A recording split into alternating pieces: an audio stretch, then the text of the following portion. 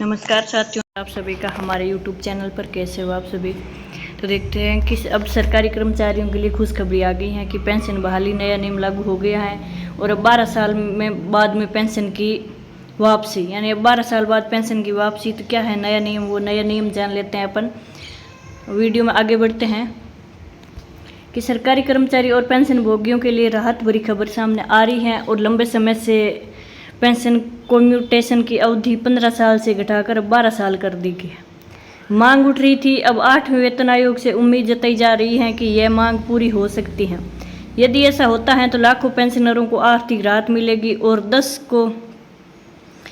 को जो जारी संघर्ष खत्म हो जाएगा। पेंशन बहाली में नया नियम लागू हो गया है और पेंशन कम्यूटेशन की अवधि को लेकर कर्मचारियों और सरकार के बीच लंबे समय से खींचतान चल रही है। सुप्रीम कोर्ट भी मान चुका है कि 12 साल की अवधि सही नहीं है, लेकिन अंतिम फैसला सरकार के हाथ में है। यदि 8वां वेतन आयोग इस मांग को मान लेता है तो लाखों सेवानिवृत्त और कर्मचारियों के लिए बड़ी जीत होगी।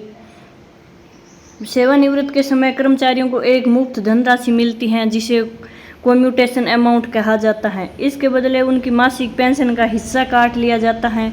यह कटौती एक निश्चित अवधि तक जारी रहती है और बाद में पेंशन पूरी तरह से बहस की जाती है। वर्तमान में यह अवधि 15 साल तक है, यानी कर्मचारियों की मासिक पेंशन से कटौती 15 साल तक जारी रहती है।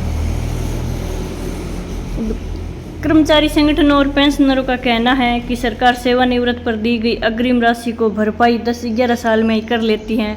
इसके बावजूद अतिरिक्त 4 से 5 साल तक पेंशन काटती रहती हैं और इसलिए 12 साल के समय अवधि को बेहतर है।